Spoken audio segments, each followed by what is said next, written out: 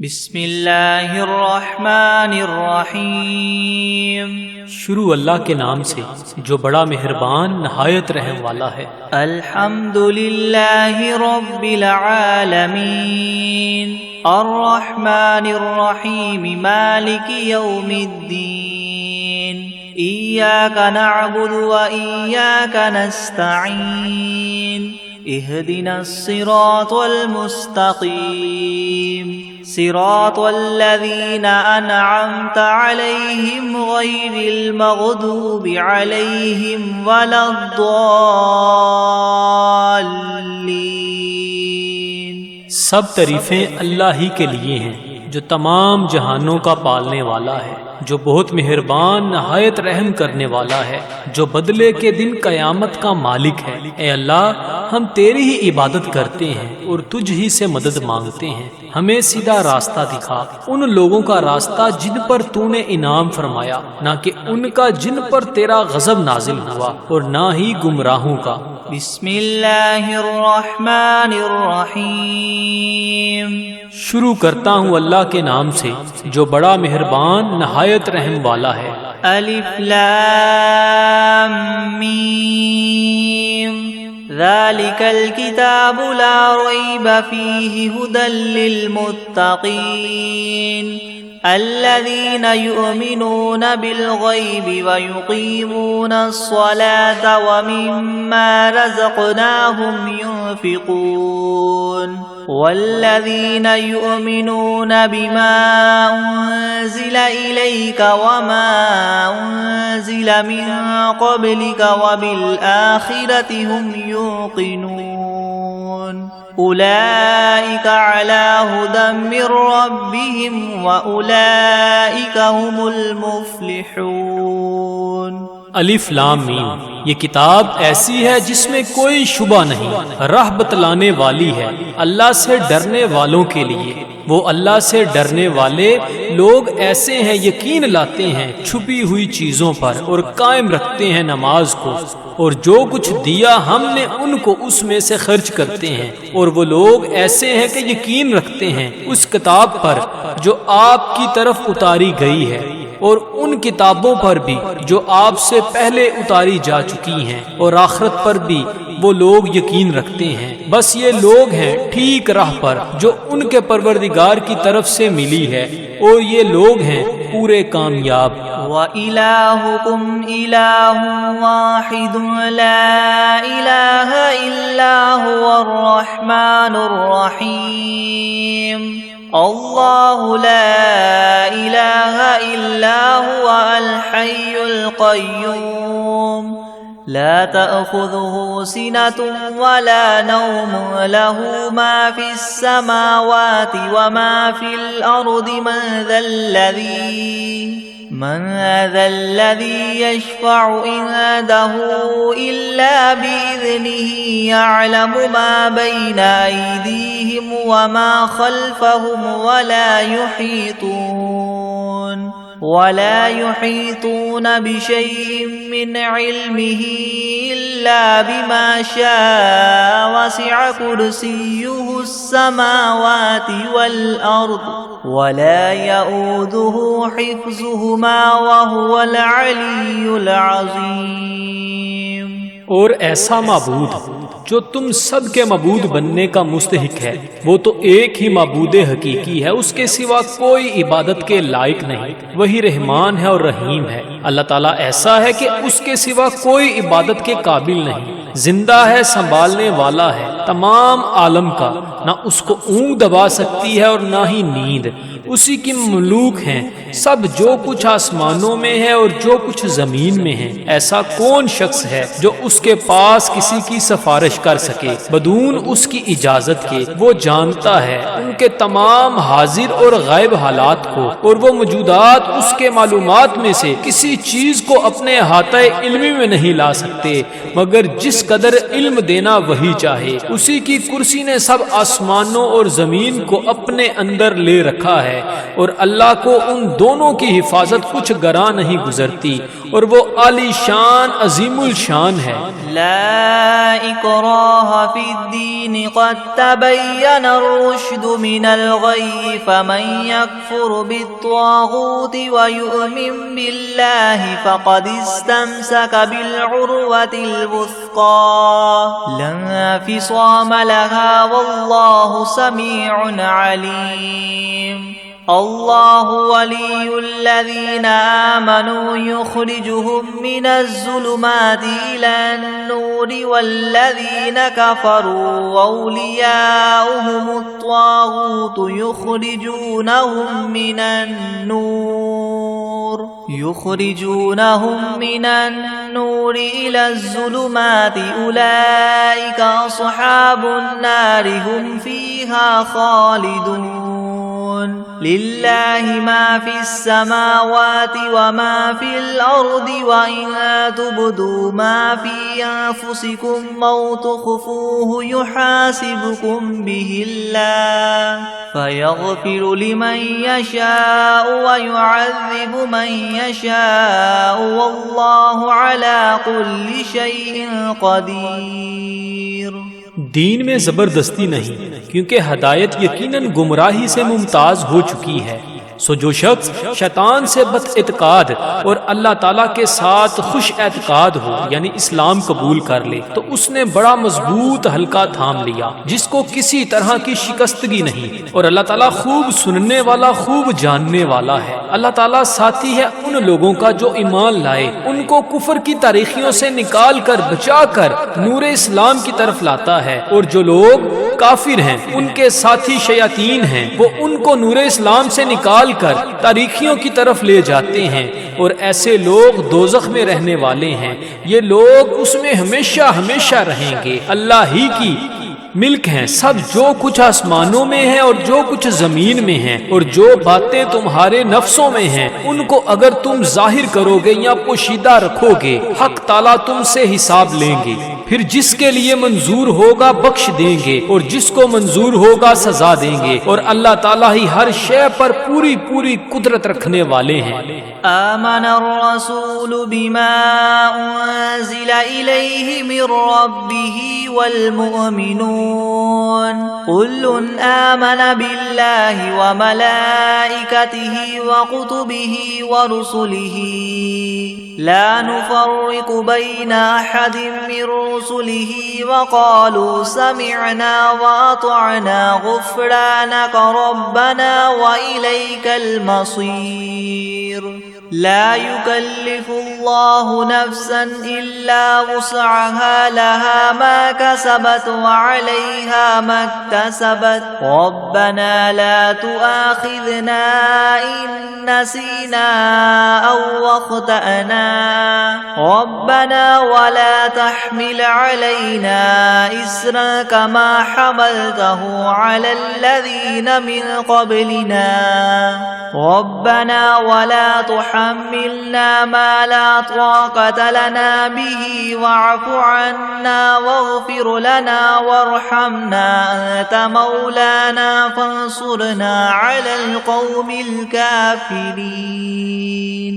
اعتقاد رکھتے ہیں رسول اس چیز کا جو ان کے پاس ان کے رب کی طرف سے نازل کی گئی، اور مومنین بھی سب کے سب عقیدہ رکھتے ہیں اللہ کے ساتھ اور اس کے فرشتوں کے ساتھ اور اس کی کتابوں کے ساتھ اور اس کے پیغمبروں کے ساتھ کہ ہم اس کے پیغمبروں میں سے کسی میں تفریق نہیں کرتے، اور سب نے یوں کہا کہ ہم نے آپ کا ارشاد سنا اور خوشی سے مانا، ہم آپ سے بخشش چاہتے ہیں اے ہمارے پروردگار، اور آپ ہی کی طرف ہم سب کو لوٹنا ہے۔ اللہ تعالیٰ کسی شخص کو مکلف نہیں بناتا مگر اسی کا جو اس کی طاقت اور اختیار میں ہو، اس کو ثواب بھی اس کا ہوتا ہے جو ارادے سے کرے، اور اس عذاب پر بھی اسی کا ہوگا جو ارادے سے کرے۔ اے ہمارے رب ہم پر داروگیر نہ فرمائیے اگر ہم بھول جائیں یا چوک جائیں، اے ہمارے رب ہم پر کوئی سخت حکم نہ بھیجیے جیسے ہم سے پہلے لوگوں پر آپ نے بھیجے تھے۔ اے ہمارے رب ہم پر کوئی ایسا بار دنیا یا آخرت کا نہ ڈالیے جس کی ہم کو سہار نہ ہو،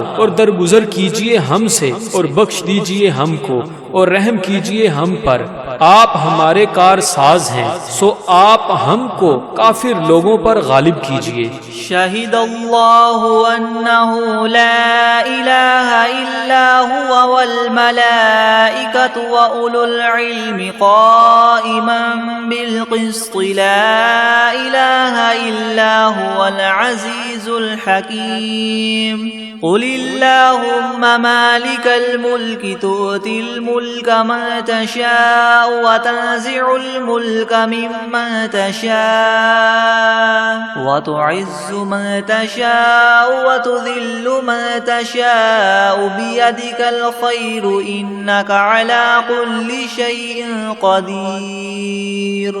گواہی دی ہے اللہ تعالیٰ نے اس کی کہ بجز اس کے کوئی معبود ہونے کے لائق نہیں، اور فرشتوں نے بھی اور اہل علم نے بھی اور معبود بھی وہ اس شان کے ہیں کہ اعتدال کے ساتھ انتظام رکھنے والے ہیں، ان کے سوا کوئی معبود ہونے کے لائق نہیں، وہ زبردست ہیں، حکمت والے ہیں۔ اے محمد صلی اللہ علیہ وآلہ وسلم، آپ اللہ تعالیٰ سے یوں کہیے کہ اے اللہ مالک تمام ملک کے، آپ ملک جس کو چاہے دے دیتے ہیں اور جس سے چاہے ملک لے لیتے ہیں، اور جس کو آپ چاہیں غالب کر دیتے ہیں اور جس کو آپ چاہیں پست کر دیتے ہیں، آپ ہی کے اختیار میں ہے سب بلائی، بلا شبہ آپ ہر چیز پر پوری قدرت رکھنے والے ہیں۔ تولج اللیل فی النہار وتولج النہار فی اللیل وتخرج الحی من المیت وتخرج المیت من الحی وترزق من تشاء بغیر حساب۔ آپ رات کو دن میں داخل کر دیتے ہیں اور دن کو رات میں داخل کر دیتے ہیں، اور آپ جاندار چیز کو بے جان سے نکال لیتے ہیں اور بے جان چیز کو جاندار سے نکال لیتے ہیں، اور آپ جس کو چاہیں بے شمار رزق عطا فرماتے ہیں۔ ان ربکم اللہ الذی خلق السماوات والارض فی 6 ایام ثم استوى على العرش يغشي الليل النهار يطلبه حثيثا والشمس والقمر والنجوم مسخرات بأمره ألا له الخلق والأمر تبارك الله رب العالمين ادعوا ربكم تضرعا وخفية إنه لا يحب المعتدين۔ بے شک تمہارا رب اللہ ہی ہے جس نے سب آسمانوں اور زمین کو 6 روز میں پیدا کیا، پھر عرش پر قائم ہوا، چھپا دیتا ہے شب سے دن کو ایسے طور پر کہ وہ شب اس دن کو جلد ہی آ لیتی ہے، اور سورج اور چاند اور دوسرے ستاروں کو پیدا کیا ایسے طور پر کہ سب اس کے حکم کے تابع ہیں۔ یاد رکھو اللہ ہی کے لیے خاص ہے خالق ہونا اور حاکم ہونا، بڑی خوبیوں کے بڑے ہوئے ہیں اللہ تعالیٰ جو تمام عالم کے پروردگار ہیں۔ دعا کیا کرو تذلل ظاہر کر کے بھی اور چھپ کے بھی، واقعی اللہ ان لوگوں کو ناپسند کرتے ہیں جو دعا میں حد ادب سے نکل جائیں۔ وَلَا تُفْسِدُوا فِي الْأَرْضِ بَعْدَ إِصْلَاحِهَا وَادْعُوهُ خَوْفًا وَطَمَعًا إِنَّ رَحْمَتَ اللَّهِ قَرِيبٌ مِّنَ الْمُحْسِنِينَ قُلِ ادْعُوا اللَّهَ وَادْعُوا الرَّحْمَنَ أَيَّامَّا تَدْعُوا فَلَهُ الْأَسْمَاءُ الْحُسْنَى وَلَا تَجْهَرْ بِصَلَاتِكَ وَلَا تُخَافِتْ بِهَا وَابْتَغِ بَيْنَ ذَلِكَ سَبِيلًا وَقُلِ الْحَمْدُ لِلَّهِ الَّذِي لَمْ يَتَّخِذْ وَلَدًا وَلَمْ يَكُنْ لَهُ شَرِيكٌ فِي الْمُلْكِ وَلَمْ يَكُنْ لَهُ وَلِيٌّ مِّنَ الذُّلِّ وَكَبِّرْهُ تَكْبِيرًا۔ اور دنیا میں بعد اس کے کہ اس کی درستی کر دی گئی ہے، فساد مت پھیلاؤ، اور تم اللہ تعالیٰ کی عبادت کیا کرو اس سے ڈرتے ہوئے اور امید رکھتے ہوئے، بے شک اللہ تعالیٰ کی رحمت نزدیک ہے نیک کام کرنے والوں کے۔ آپ فرما دیجئے کہ خواہ اللہ کہہ کر پکارو یا رحمان کہہ کر پکارو، جس نام سے بھی پکارو گے سو اس کے بہت سے اچھے اچھے نام ہیں، اور اپنی نماز میں نہ تو بہت پکار کر پڑھیے اور نہ بالکل چھپ چھپکے چھپکے ہی پڑھیے اور دونوں کے درمیان ایک طریقہ اختیار کر لیجئے اور کہہ دیجئے کہ تمام خوبیاں اسی اللہ کے لیے خاص ہیں جو نہ اولاد رکھتا ہے اور نہ اس کی کوئی سلطنت میں شریک ہے اور نہ کمزوری کی وجہ سے اس کا کوئی مددگار ہے، اور اس کی خوب برائیاں بیان کیا کیجئے۔ افحسبتم انما خلقناكم عبثا وانکم الینا لا ترجعون فتعالى الله الملك الحق لا اله الا هو رب العرش الكريم ومن يدع مع الله إلها آخر لا برهان له به فإنما حسابه عند ربه إنه لا يفلح الكافرون وقل رب اغفر وارحم وأنت خير الراحمين۔ ہاں تو کیا تم نے یہ خیال کیا تھا کہ ہم نے تم کو یوں ہی خالی از حکمت پیدا کر دیا ہے اور یہ خیال کیا تھا کہ تم ہمارے پاس نہیں لائے جاؤ گے؟ سو اس سے کامل طور پر ثابت ہو گیا کہ اللہ تعالیٰ بہت ہی عالی شان ہے، جو کہ بادشاہ حقیقی ہے، اس کے سوا کوئی عبادت کے لائق نہیں، عرش عظیم کا مالک ہے۔ اور جو شخص اس امر پر دلیل قائم ہونے کے بعد اللہ کے ساتھ کسی اور معبود کی بھی عبادت کرے کہ جس کے معبود ہونے پر اس کے پاس کوئی دلیل نہیں، سو اس کا حساب اسی کے رب کے یہاں ہوگا، جس کا نتیجہ لازمی یہ ہے کہ یقیناً کافروں کو فلاح نہ ہوگی۔ اور آپ یوں کہا کریں کہ اے میرے پروردگار معاف کر اور رحم کر، اور تو سب رحم کرنے والوں سے بڑھ کر رحم فرمانے والا ہے۔ بسم اللہ الرحمن الرحیم۔ شروع کرتا ہوں اللہ کے نام سے جو بڑا مہربان نہایت رحم والا ہے۔ والصافات صفا فالزاجرات زجرا فالتاليات ذكرا إن إلهكم لواحد رب السماوات والأرض وما بينهما ورب المشارق إنا زينا السماء الدنيا بزينة للكواكب وحفظا من كل شيطان مارد لا يسمعون إلى الملأ الأعلى ويقذفون من كل جانب دحورا ولهم عذاب واصب إلا من خطف الخطفة فأتبعه شهاب ثاقب فاستفتهم أهم أشد خلقا ممن خلقنا إنا خلقناهم من طين لازب۔ قسم ہے ان فرشتوں کی جو صف باندھ کر کھڑے ہوتے ہیں، پھر ان فرشتوں کی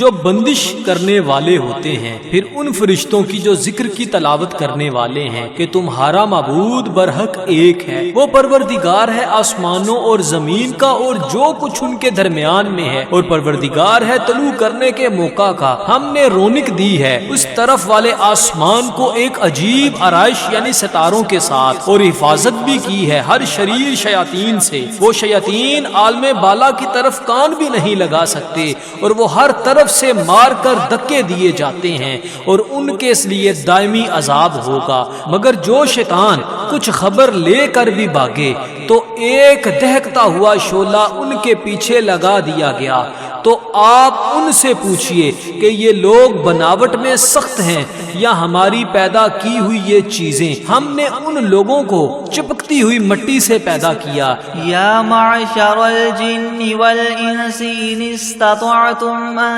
تنفذوا من اقطار السماوات والارض فانفذوا لا تنفذون الا بسلطان فبأي آلاء ربكما تكذبان يرسل عليكما شواظ من نار ونحاس فلا تنتصران فبأي آلاء ربكما تكذبان فإذا انشقت السماء فكانت وردة كالدهان فبأي آلاء ربكما تكذبان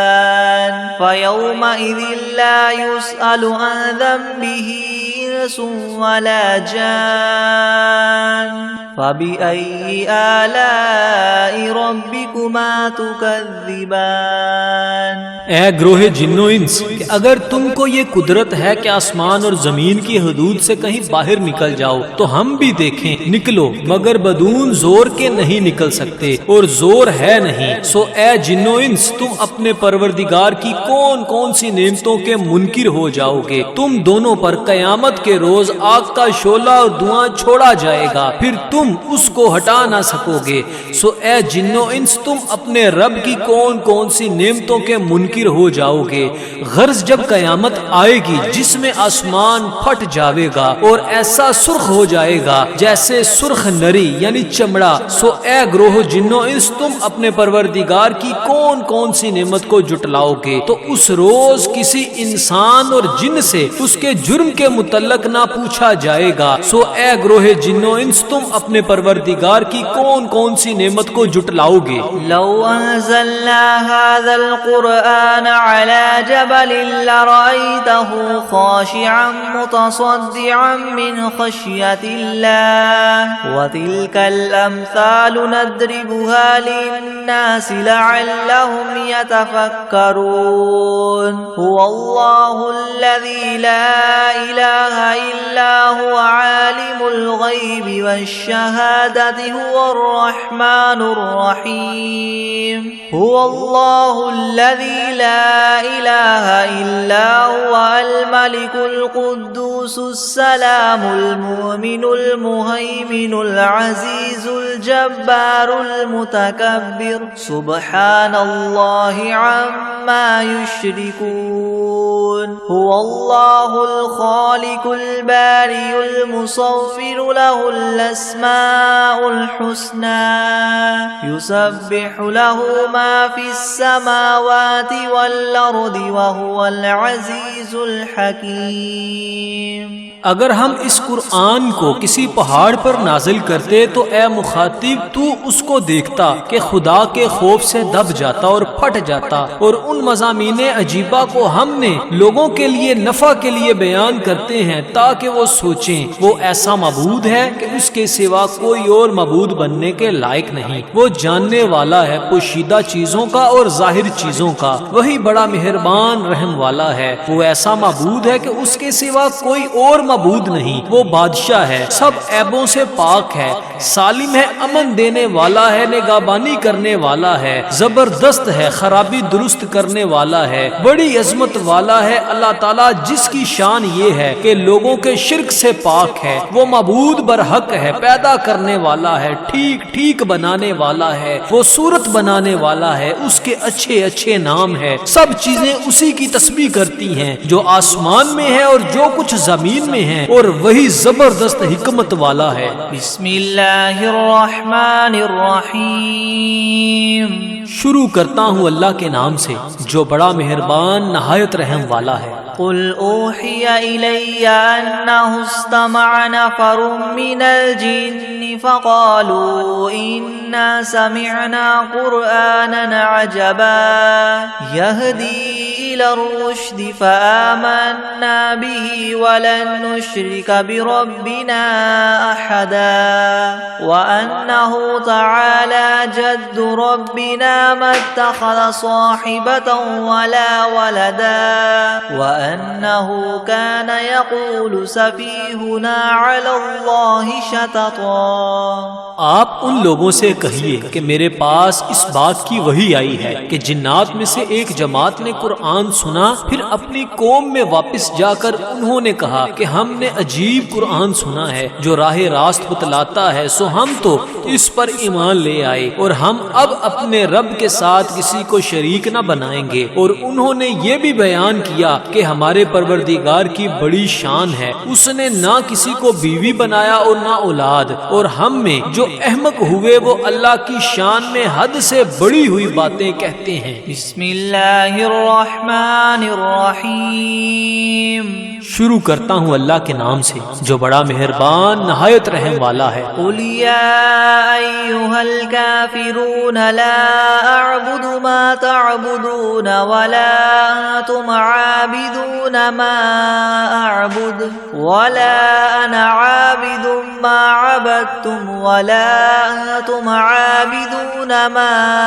اعبد لكم دینکم ولی دین. آپ ان کافروں سے کہہ دیجئے کہ اے کافرو میرا اور تمہارا طریقہ متحد نہیں ہو سکتا، اور نہ تو فی الحال میں تمہارے معبودوں کی پرستش کرتا ہوں اور نہ تم میرے معبود کی پرستش کرتے ہو، اور نہ ہی آئندہ استقبال میں تمہارے معبودوں کی پرستش کروں گا اور نہ ہی تم میرے معبود کی پرستش کرو گے. تو تم کو تمہارا بدلہ ملے گا اور مجھ کو میرا بدلہ ملے گا. بسم اللہ الرحمن الرحیم. شروع کرتا ہوں اللہ کے نام سے جو بڑا مہربان نہایت رحم والا ہے. قل هو اللہ احد اللہ الصمد لم یلد ولم یولد ولم یکن له کفوا احد. آپ ان لوگوں سے کہہ دیجئے کہ وہ یعنی اللہ اپنے کمال ذات و صفات میں ایک ہے. اللہ ایسا بے نیاز ہے کہ وہ کسی کا محتاج نہیں اور اس کے سب محتاج ہیں. اس کے اولاد نہیں اور نہ وہ کسی کی اولاد ہے اور نہ کوئی اس کے برابر کا ہے. بسم اللہ الرحمن الرحیم. شروع کرتا ہوں اللہ کے نام سے جو بڑا مہربان نہایت رحم والا ہے. قل اعوذ برب الفلق من شر ما خلق ومن شر غاسق اذا وقب ومن شر النفاثات في العقد ومن شر حاسد اذا حسد. آپ کہیے کہ میں صبح کے مالک کی پناہ لیتا ہوں تمام مخلوقات کے شر سے اور بالخصوص اندھیری رات کے شر سے جب وہ رات آ جائے، اور گروہوں پر پڑھ پڑھ کر پھونکنے والیوں کے شر سے اور حسد کرنے والے کے شر سے جب وہ حسد کرنے لگے. بسم اللہ الرحمن الرحیم. شروع کرتا ہوں اللہ کے نام سے جو بڑا مہربان نہایت رحم والا ہے. قل اعوذ برب الناس ملک الناس الہ الناس من شر الوسواس الخناس الذي يوسوس في صدور الناس من الجنة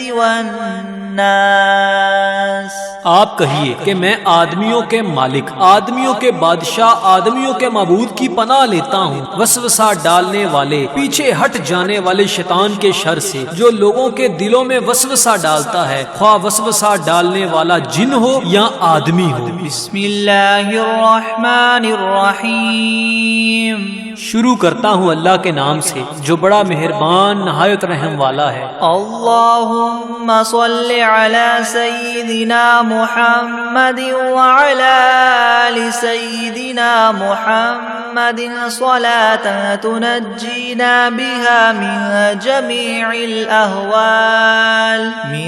جمیع الأهوال والآفات وتقضی لنا بها جمیع الحاجات وتطهرنا بها من جميع السيئات وترفعنا بها عندك أعلى الدرجات وتبلغنا بها أقصى الغايات من جميع الخيرات في الحياة وبعد الممات إنك مجيب الدعوات ورافع الدرجات ويا قاضي الحاجات ويا كافي المهمات ويا دافع البليات ويا حل المشكلات أغثني أغثني أغثني يا إلهي إنك على كل شيء قدير. اللهم صل على سيدنا محمد النبي الأمي وآله وبارك وسلم. بسم الله الرحمن الرحيم. اللهم صل على محمد وعلى آل محمد كما صليت على إبراهيم وعلى آل إبراهيم إنك حميد مجيد. اللهم بارك على محمد وعلى آل محمد كما باركت على إبراهيم وعلى آل إبراهيم إنك حميد مجيد. بسم الله الرحمن الرحيم. الحمد لله رب العالمين الرحمن الرحيم مالك يوم الدين. إياك نعبد وإياك نستعين. اهدنا الصراط المستقيم صراط الذين أنعمت عليهم غير المغضوب عليهم ولا الضالين. بسم الله الرحمن الرحيم. ألف لام ميم. ذلك الكتاب لا ريب فيه هدى للمتقين الذين يؤمنون بالغيب ويقيمون الصلاة ومما رزقناهم ينفقون والذين يؤمنون بما أنزل إليك وما أنزل من قبلك وبالآخرة هم يوقنون أولئك على هدى من ربهم وأولئك هم المفلحون. وإلهكم إله واحد لا إله إلا هو الرحمن الرحيم. الله لا إله إلا هو الحي القيوم لا تأخذه سنة ولا نوم له ما في السماوات وما في الأرض. من ذا الذي يشفع عنده إلا بإذنه يعلم ما بين أيديهم وما خلفهم ولا يحيطون بشيء من علمه إلا بما شاء. وسع كرسيه السماوات والأرض ولا يؤوده حفظهما وهو العلي العظيم. لا إكراه في الدين قد تبين الرشد من الغي. فمن يكفر بالطاغوت ويؤمن بالله فقد استمسك بالعروة الوثقى لا انفصام لها والله سميع عليم. الله ولي الذين آمنوا يخرجهم من الظلمات إلى النور والذين كفروا أولياؤهم الطاغوت يخرجونهم من النور إلى الظلمات أولئك أصحاب النار هم فيها خالدون. لله ما في السماوات وما في الأرض وإن تبدوا ما في أنفسكم أو تخفوه يحاسبكم به الله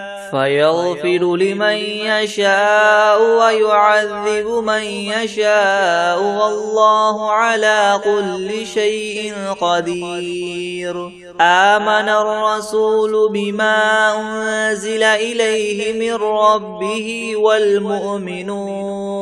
كل آمن بالله وملائكته وكتبه ورسله لا نفرق بين أحد من رسله وقالوا سمعنا وأطعنا غفرانك ربنا وإليك المصير. لا يكلف الله نفسا إلا وسعها لها ما كسبت وعليها ما اكتسبت ربنا لا تؤاخذنا إن نسينا أو أخطأنا ربنا ولا تحمل علينا إسرا كما حملته على الذين من قبلنا ربنا ولا تحملنا ما لا طاقة لنا به واعف عنا واغفر لنا وارحمنا أنت مولانا فانصرنا على القوم الكافرين شهد الله أنه لا إله إلا هو والملائكة وأولو العلم قائما بالقسط لا إله إلا هو العزيز الحكيم قل اللهم مالك الملك تؤتي الملك من تشاء وتنزع الملك ممن تشاء وتعز من تشاء وتذل من تشاء بيدك الخير إنك على كل شيء قدير تولج الليل في النهار وتولج النهار في الليل وتخرج الحي من الميت وتخرج الميت من الحي وترزق من تشاء بغير حساب إن ربكم الله الذي خلق السماوات والأرض في 6 أيام ثم استوى على العرش يغشي الليل النهار يطلبه حثيثا والشمس والقمر والنجوم مسخرات بأمره ألا له الخلق والأمر تبارك الله رب العالمين ادعوا ربكم تضرعا وخفية إنه لا يحب المعتدين ولا تفسدوا في الأرض بعد إصلاحها وادعوه خوفا وطمعا إن رحمة الله قريب من المحسنين قل ادعوا الله أو ادعوا الرحمن أيما تدعوا فله الأسماء الحسنى ولا تجهر بصلاتك ولا تخافت بها وابتغ بين ذلك سبيلا وقل الحمد لله الذي لم يتخذ ولدا ولم يكن له شريك في الملك ولم يكن له ولي من الذل وكبره تكبيرا أفحسبتم أنما خلقناكم عبثا وأنكم إلينا لا ترجعون فتعالى الله الملك الحق لا إله إلا هو رب العرش الكريم ومن يدع مع الله إلها آخر لا برهان له به فإنما حسابه عند ربه إنه لا يفلح الكافرون وقل رب اغفر وارحم وأنت خير الراحمين بسم الله الرحمن الرحيم والصافات صفا فالزاجرات زجرا فالتاليات ذكرا إن إلهكم لواحد رب السماوات والأرض وما بينهما ورب المشارق إنا زينا السماء الدنيا بزينة الكواكب وحفظا من كل شيطان مارد لا يسمعون إلى الملأ الأعلى ويقذفون من كل جانب دحورا ولهم عذاب واصب إلا من خطف الخطفة فأتبعه شهاب ثاقب فاستفتهم أهم أشد خلقا ممن خلقنا إنا خلقناهم من طين لاذب يا معشر الجن والإنس إن استطعتم أن تنفذوا من أقطار السماوات والأرض فانفذوا لا تنفذون إلا بسلطان فبأي آلاء ربكما تكذبان يرسل عليكما شواظ من نار ونحاس فلا تنتصران فبأي آلاء ربكما تكذبان فإذا انشقت السماء فكانت وردة كالدهان فبأي آلاء ربكما تكذبان فيومئذ لا يسأل عن ذنبه إنس ولا جان فبأي آلاء ربكما تكذبان لو أنزلنا هذا القرآن على جبل لرأيته خاشعا متصدعا من خشية الله وتلك الأمثال نضربها للناس لعلهم يتفكرون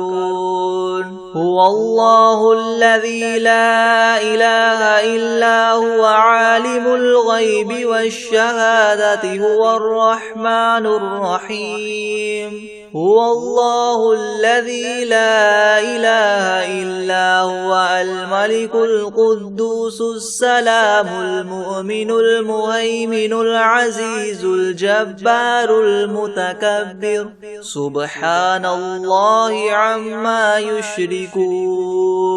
هو الله الخالق البارئ المصور له الأسماء الحسنى يسبح له ما في السماوات والأرض وهو العزيز الحكيم بسم الله الرحمن الرحيم قل أوحي إلي أنه استمع نفر من الجن فقالوا إنا سمعنا قرآنا عجبا يهدي إلى الرشد فآمنا به ولن نشرك بربنا أحدا وأنه تعالى جد ربنا ما اتخذ صاحبة ولا ولدا وأنه كان يقول سفيهنا على الله شططا بسم الله الرحمن الرحيم قل يا أيها الكافرون لا أعبد ما تعبدون ولا أنتم عابدون ما أعبد ولا أنا عابد ما عبدتم ولا أنتم عابدون ما أعبد لكم دينكم ولي دين بسم الله الرحمن الرحيم قل هو الله أحد الله الصمد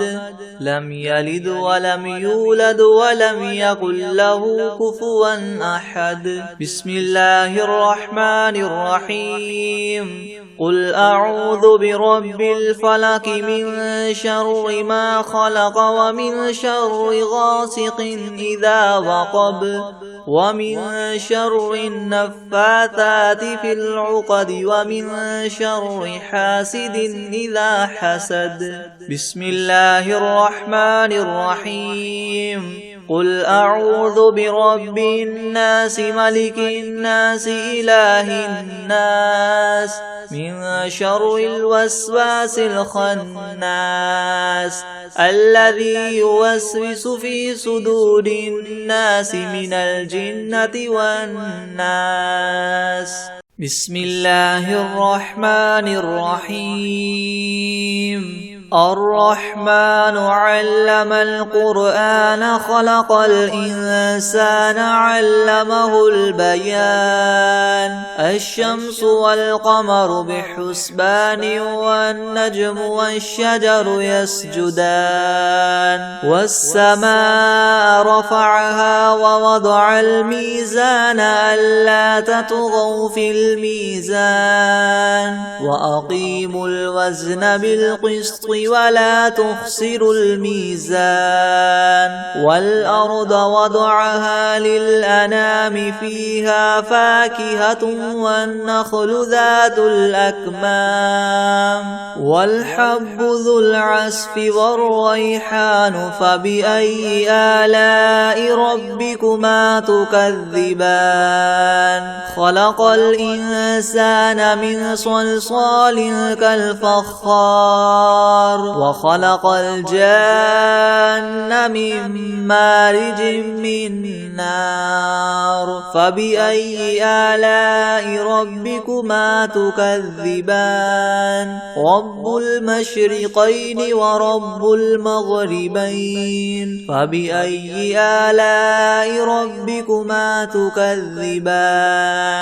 مرج البحرين يلتقيان بينهما برزخ لا يبغيان فبأي آلاء ربكما تكذبان يخرج منهما اللؤلؤ والمرجان فبأي آلاء ربكما تكذبان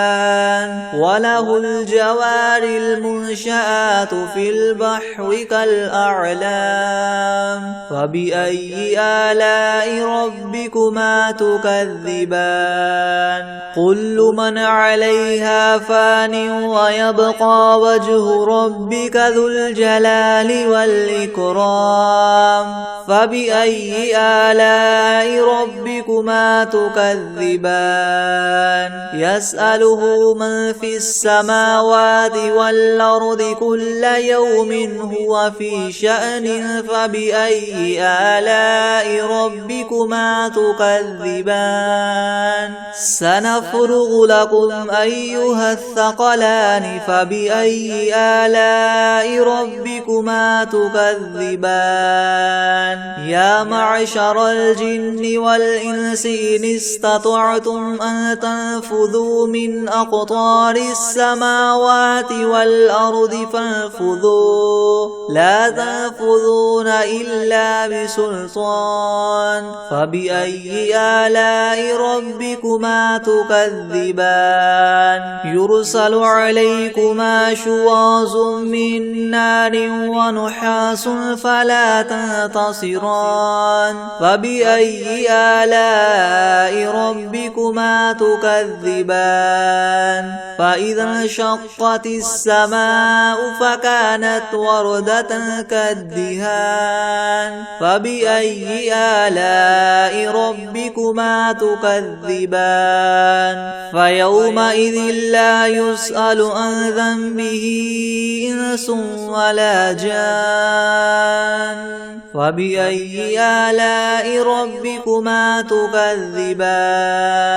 يعرف المجرمون بسيماهم فيؤخذ بالنواصي والأقدام فبأي آلاء ربكما تكذبان هذه جهنم التي يكذب بها المجرمون يطوفون بينها وبين حميم آن فبأي آلاء ربكما تكذبان ولمن خاف مقام ربه جنتان فبأي آلاء ربكما تكذبان ذواتا أفنان فبأي آلاء ربكما تكذبان فيهما عينان تجريان تكذبان فبأي آلاء ربكما تكذبان فيهما من كل فاكهة زوجان فبأي آلاء ربكما تكذبان متكئين على فرش بطائنها من استبرق وجنى الجنتين دان فبأي آلاء ربكما تكذبان فيهن قاصرات الطرف لم يطمثهن إنس قبلهم ولا جان فبأي آلاء ربكما تكذبان كأنهن الياقوت والمرجان فبأي آلاء ربكما تكذبان هل جزاء الإحسان إلا الإحسان فبأي آلاء ربكما تكذبان ومن دونهما جنتان فبأي آلاء ربكما تكذبان مدهامتان فبأي آلاء ربكما تكذبان فيهما عينان نضاختان فبأي آلاء ربكما تكذبان فيهما فاكهة ونخل ورمان فبأي آلاء ربكما تكذبان فيهن خيرات حسان فبأي آلاء ربكما تكذبان حور مقصورات في الخيام فبأي آلاء ربكما تكذبان لم يطمثهن إنس قبلهم ولا جان فبأي آلاء ربكما تكذبان متكئين على رفرف خضر وعبقري حسان فبأي آلاء ربكما تكذبان تبارك اسم رب بسم الله الرحمن الرحيم قل هو الله أحد الله الصمد لم يلد ولم يولد ولم يكن له كفوا أحد أعوذ بالله من الشيطان الرجيم بسم الله الرحمن الرحيم قل أعوذ برب الفلق من شر ما خلق ومن شر غاسق إذا وقب ومن شر النفاثات في العقد ومن شر حاسد إذا حسد بسم الله الرحمن الرحيم الله لا إله إلا هو الحي القيوم لا تأخذه سنة ولا نوم له ما في السماوات وما في الأرض من ذا الذي يشفع عنده إلا بإذنه يعلم ما بين أيديهم وما خلفهم ولا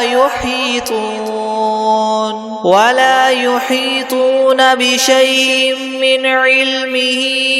إلا بما شاء وسع كرسيه السماوات والأرض ولا يؤوده حفظهما وهو العلي العظيم بسم الله الرحمن الرحيم ألم تر كيف فعل ربك بأصحاب الفيل ألم يجعل كيدهم في تضليل وأرسل عليهم طيرا أبابيل ترميهم بحجارة من سجيل فجعلهم كعصف مأكول بسم الله الرحمن الرحيم إنا أعطيناك الكوثر فصل لربك وانحر إن شانئك هو الأبتر بسم الله الرحمن الرحيم أرأيت الذي يكذب بالدين فذلك الذي يدع اليتيم ولا يحض على طعام المسكين فويل للمصلين الذين هم عن صلاتهم ساهون الذين هم يراءون ويمنعون الماعون